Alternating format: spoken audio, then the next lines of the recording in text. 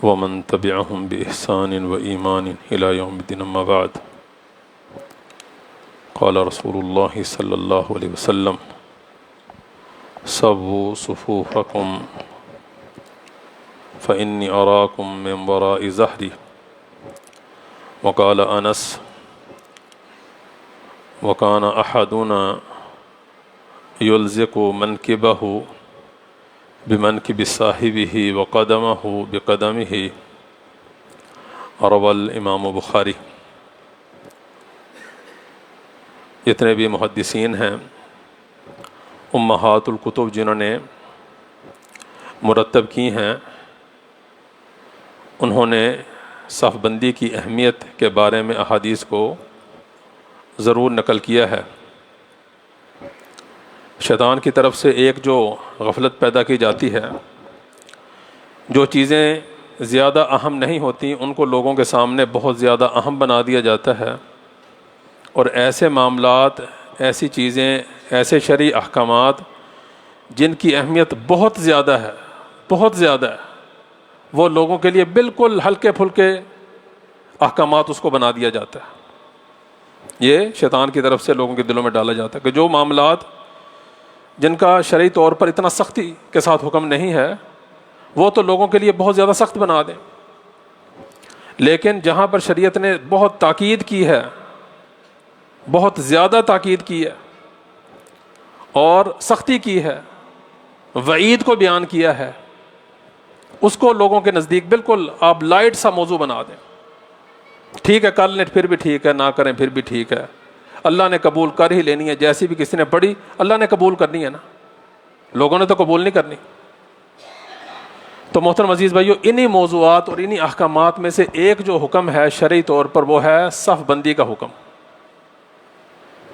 اور یہ سستی ابتدائی اسلام سے ہی شروع ہو گئی تھی، اور شروع ہوتے ہوتے آج کس نہج تک پہنچی ہے کہ بالکل بھی صف بندی کا سوائے اہل حدیث مساجد، وہاں پر بھی بہت زیادہ کمی دیکھی جاتی ہے، صف بندی کا کوئی اہتمام نہیں ہوتا۔ آپ صرف یہ دیکھ لیں کہ امام نووی کی کتاب ریاض الصالحین، سب نے اس کے بارے میں سنا ہوگا، اس کا مطالعہ بھی کیا ہوگا۔ بہت بڑی کتاب نہیں ہے، بہت سارے موضوعات کو اکٹھا کیا ہے امام نووی نے۔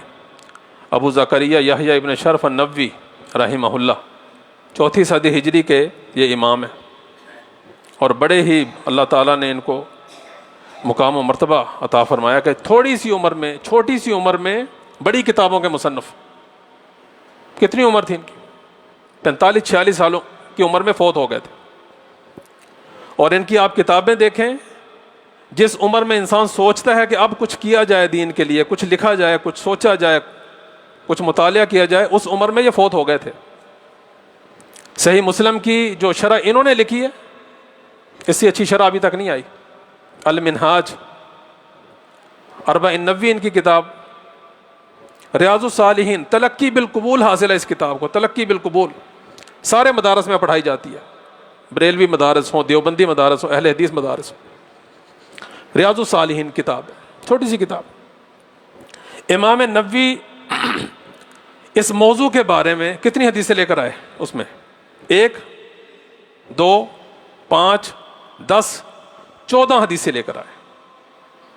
موضوع کیا ہے؟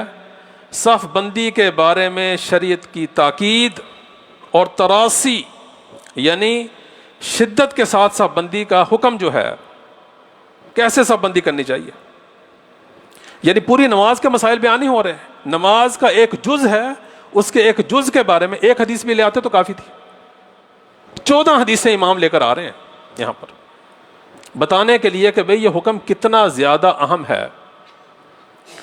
پہلی جو حدیث لے کر آئے، فرماتے ہیں کہ اللہ کے رسول علیہ الصلوۃ والسلام نے صحابہ سے پوچھا، تم ویسے صفیں کیوں نہیں بناتے جیسے فرشتے اللہ کے سامنے صفیں بناتے ہیں؟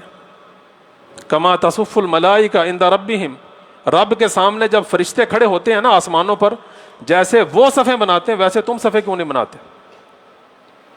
صحابہ نے پوچھا، اللہ کے رسول، صحابہ جو فرشتے ہیں وہ کیسے صفیں بناتے ہیں؟ فرمایا وَيَتَرَاصُونَ، وہ ایسے صفیں بناتے ہیں جیسے اینٹیں ایک دوسرے کے ساتھ بالکل ملی ہوئی ہوتی ہیں۔ کیسے؟ اس کو دھاگا رکھ کے اور اینٹوں کو برابر کیا جاتا ہے، ویسے وہ صفیں بنا کے رب کے سامنے کھڑے ہوتے ہیں. ہماری صفیں ویسی ہوتی ہیں. اللہ کے رسول علیہ الصلوۃ والسلام نماز سے پہلے، یہ ہمارے ائمہ کے اندر کتنی غفلت ہے اور کتنی پائی جاتی ہے سستی، اس سنت کو بھی چھوڑ دیا گیا. آپ علیہ الصلوۃ والسلام صفوں میں گھومتے تھے، صفوں میں پھرتے تھے. کیا دیکھنے کے لیے؟ کون سی چیز دیکھنے کے لیے؟ پاؤں دیکھتے تھے آپ صحابہ کے، ملے ہوئے ہیں، کندھے ملے ہوئے ہیں. صحابہ فرماتے ہیں اللہ کے رسول اللہ صلی اللہ علیہ وسلم پھر ہمارے کندھوں کے اوپر ایسے ہاتھ پھیرتے، ہمارے پاؤں کو دیکھتے، آپ ملے ہوئے آپس میں، اور ہمیں ایسے آپ سیدھا کرتے تھے صفوں میں، ایسے سیدھا کرتے تھے جیسے کوئی شخص جب تیر بناتا ہے اس تیر کو سیدھا کرتا ہے. بالکل سیدھا ہے یا نہیں ہے؟ تیر اگر ٹیڑھا ہو تو پھر مارے گا کسی اور طرف چلے جائے گا، کسی اور طرف. جیسے تیروں کا سیدھا کیا جاتا ہے ویسے ہمارے پاؤں کو آپ علیہ الصلوۃ والسلام سیدھا کیا کرتے تھے. ابھی میں نے صحیح بخاری کی حدیث نمبر 725 آپ کے سامنے پڑھی ہے. آپ علیہ الصلوۃ والسلام نے فرمایا سووا صفوفکم، اپنی صفوں کو سیدھا کرو، درست کرو. فإنی اراکم من وراء ظہری، میں تمہیں اپنے پیچھے سے بھی دیکھ سکتا ہوں، دیکھ لیتا ہوں. آپ علیہ الصلوۃ والسلام نے پیچھے سے دیکھنے والا جو معجزہ ہے اس کو کس عمل کے لیے بتایا؟ کس عمل کے لیے؟ اگر یہ کام اہم ہی نہیں تھا، ضرورت ہی نہیں تھی اس کی، تو پھر آپ علیہ الصلوۃ والسلام اپنے اس معجزے کو کیوں ذکر فرما رہے ہیں؟ فرمایا میں تمہیں پیچھے سے دیکھ لیتا ہوں، تمہاری صفوں کو، اپنی صفوں کو سیدھا رکھا کرو پوری نماز میں. فإنی اراکم من وراء ظہری، میں تمہیں پیچھے سے دیکھ لیتا ہوں. وقال انس رضی اللہ عنہ فرماتے ہیں، اب ہم صحابہ سے سیکھ لیتے ہیں نا، صحابہ صفیں بناتے کیسے تھے، کیونکہ اللہ کے رسول علیہ الصلوۃ والسلام تو صفوں میں کھڑے تو نہیں ہوتے تھے نا، آپ تو آگے کھڑے ہوتے تھے. وقال انس فرماتے ہیں وکان احدنا، ہم میں سے ہر کوئی، یلزق الزاق کہتے ہیں بالکل ملا لینا، الزاق سختی کے ساتھ آپس کے ساتھ ملا لینا. ہمارے ہاں تو کوئی ملائے پاؤں ساتھ پیچھے کر لیتے ہیں. بھائی کیا ہو گیا؟ ہو کیا گیا ہے آپ کو؟ آپ سنت کو سمجھیں، سنت کو جانیں، سنت کو سیکھیں. یہ فرقہ بندی کیسے پھیلتی ہے جب ہم سنت کو چھوڑ کر اپنے فقہا اور اپنے مسلک کی باتوں کو لے کے بیٹھ جاتے ہیں. یہاں سے فرقہ بندی. یہ حدیث آپ کے سامنے بیان کی جا رہی ہیں، ان کے حوالہ جات آپ کے سامنے بیان کیے جا رہے ہیں، آپ ان کو پڑھیں، ان کا ترجمہ پڑھیں، ان کو سیکھیں، اس کے اوپر عمل کریں، سارے فرقے اٹھا کے پھینک دیں. وَكَانَ أَحَدُنَا يُلْزِقُ مَنْكِبَهُ بِمَنْكِبِهِ، ہم میں سے ہر کوئی سختی کے ساتھ ملا لیتا، کندھے کے ساتھ کندھا، پاؤں کے ساتھ پاؤں. وَقَدَمَهُ بِقَدَمِهِ. انس بن مالک رضی اللہ عنہ فرماتے ہیں اللہ کے رسول اللہ صلی اللہ علیہ وسلم نے جب دیکھ لیا کہ اب یہ اچھے طریقے سے صف بندی سیکھ گئے ہیں، تو پھر ایک دن آپ نے سلام پھیر کے کہا، ایک ساتھی ہم میں سے وہ آگے تھا تھوڑا سا، آپ علیہ الصلوۃ والسلام نے سلام پھیر کے کہا اپنی صفوں کو درست کیا کرو، سیدھا کیا کرو، اگر ایسا نہیں کرو گے تختلف فی قلوبکم، اللہ تبارک و تعالیٰ تمہارے دلوں میں اختلاف پیدا کر دے گا. آج بھی کتنی نفرتیں ہیں، کتنی عداوتیں ہیں، اس کی سب سے بڑی وجہ صف بندی کا صحیح نہ ہونا ہے. اگر تم صف بندی صحیح نہیں کرو گے آپس میں نفرت پیدا ہو جائے گا. ایک اور حدیث میں آپ علیہ الصلوۃ والسلام نے فرمایا من وصل صفا وصلہ اللہ ومن قطع صفا قطعہ اللہ. بدعا ہے اس کے اندر، کتنی تاکید ہے.